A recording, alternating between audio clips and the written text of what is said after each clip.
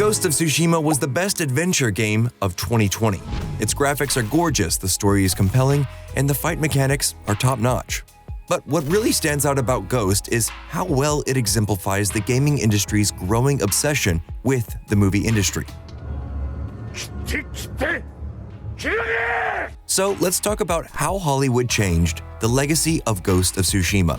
But first, subscribe to Nerdstalgic Gaming if you're into this kind of content. Sucker Punch's Ghost of Tsushima is one of those games we will be able to point to in a couple of decades as a shining example of what a good game looked like in the 2020s. While not particularly groundbreaking or inventive, Ghost is by all accounts an excellent experience. But it's also an experience built and bound by the heavy inspiration it takes from Hollywood. The devs have always been open with how much movies impacted the creation of the game. Eurogamer even asked co-founder and producer Brian Fleming if the team's goal was to make a game about samurai or a game about samurai movies. And Fleming had this to say: "I think it has to be both. So much of our inspiration comes from samurai cinema, not just Akira Kurosawa, but just movies in general, including movies that were inspired by samurai movies like Westerns, Star Wars, all these other different types of Western media that have been inspired by it. So Ghost of Tsushima wouldn't exist as it does today without the influence of cinema. Everything from the game's marketing to the actual story to the cinematic aspect ratio of its cutscenes is meant to make you think of movies. And the release of the game's quote-unquote director's cut in 2021 only strengthened those Hollywood vibes. Like so many of the movies it was inspired by, Ghost of Tsushima's director's cut adds several hours of content. Of course, in Ghost's case, this is playable content and not just some additional scenes left on the cutting room floor. It also upgrades the visuals to be more in line with current PS5 releases and all but eliminates loading times. Anyone who's played a video game before can see that Ghost's director's cut is really an expansion pack and a next-gen update package together. But marketing it as a director's cut forever solidifies its ties to cinema and bizarrely erases long-standing language used by the gaming industry. Really, it's just the last in a long line of evidence pointing toward the fact that the video game industry is becoming more and more like Hollywood. And that's a trend with serious implications for the industry at large, but especially the AAA industry. To fully understand why, we've got to go back to the beginning. It wasn't long ago that games were thought to be a joke. People believed that they held no artistic merit or even entertainment value. One critic even said that they were made stupidly for stupid people. Actually, that wasn't a quote about video games. That's a quote about movies with dialogue from 1929. It turns out that video games and Hollywood have always had a lot in common. Both games and movies had humble beginnings as entertainment media. They broke new ground and redefined what entertainment even was. And both have risen in popularity to the point where they are multi-billion-dollar industries today.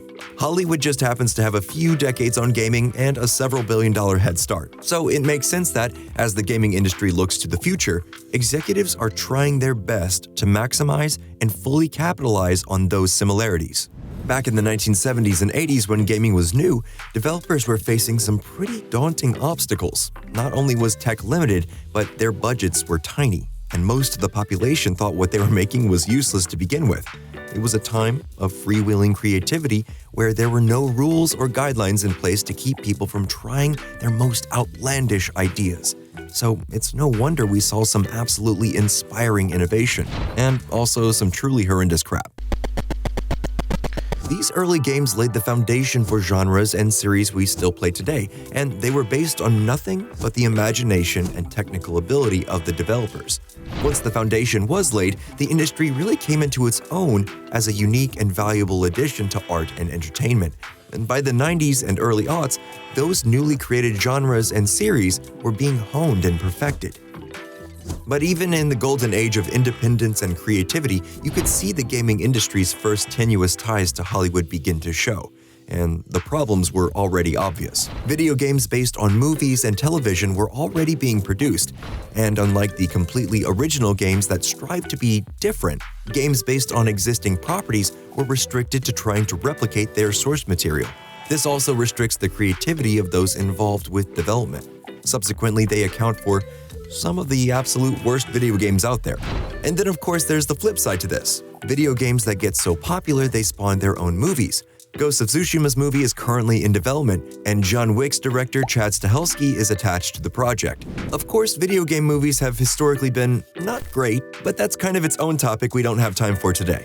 Anyway, movie tie-ins aren't the only way Hollywood has infiltrated and influenced the gaming industry. As the years go on, it gets easier to create lifelike games. Characters can look and move like actual people. The realistic environments are simpler to simulate. So, a growing number of AAA studios have started to lean heavily into the idea of video games as playable movies. Professionally directed cutscenes, scripted QTEs, on-rails stories, and rigidly linear levels all add up to a game that feels more like something you'd see on the big screen rather than the one in your living room.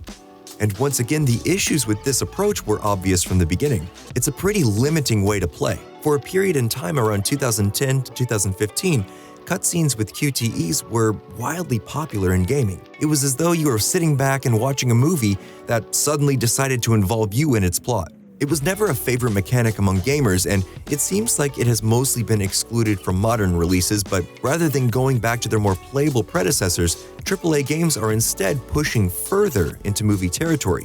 Now we're left to watch scenes with absolutely no interaction, some that go on for tens of minutes. Games are meant to be interactive.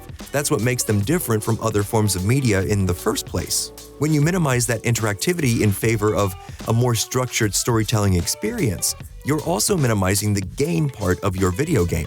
And then there's maybe the strangest part of the gaming industry's Hollywood obsession, the inclusion of recognizable stars in current-gen video games. We touched on how much easier it is to make realistic-looking people in video games with current tech. For a lot of studios, that's translated into replicating very specific people. People who players can instantly recognize from their other work in TV and movies. Getting big-name actors in a game seems really cool in theory, but it often does more to take you out of the moment than draw you in. Instead of marveling at the world, characters, and story, you're focused on the movie star that's walking around in your video game. It can be a huge break in immersion. Combine that with what we already talked about, the erasure of gaming language, the loss of creativity in adaptation, and the replication of more cinematic tropes all help to water down what makes gaming magical in the first place. But a loss of magic is usually acceptable to gaming industry execs if it means the product will be more profitable.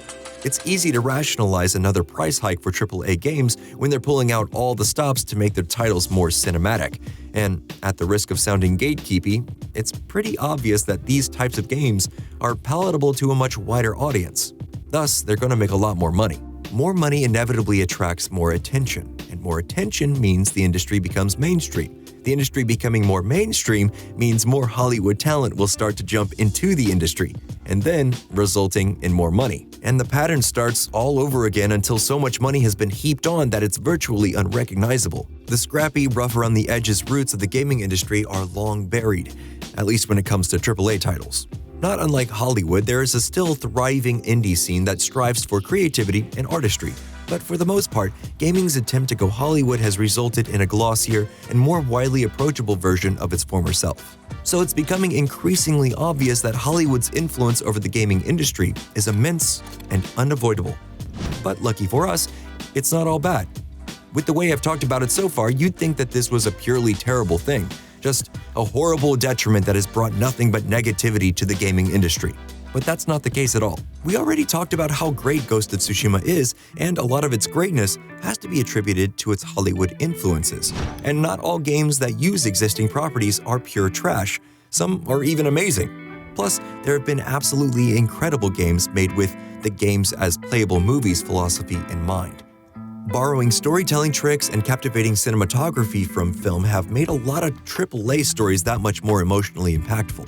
Not only that, but Hollywood directors and actors jumping ship for video games are responsible for some of the most artistically interesting projects out there. Growth is necessary for any industry, and there will inevitably be growing pains. I think we can take comfort in the fact that video games will always have something movies don't, and that's interactivity.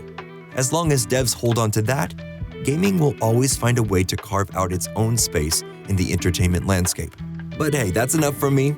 I want to hear from you. Do you think Hollywood's influence on the gaming industry is a good thing or a bad thing? Let us know in the comments, and make sure you subscribe to Nerdstalgic Gaming.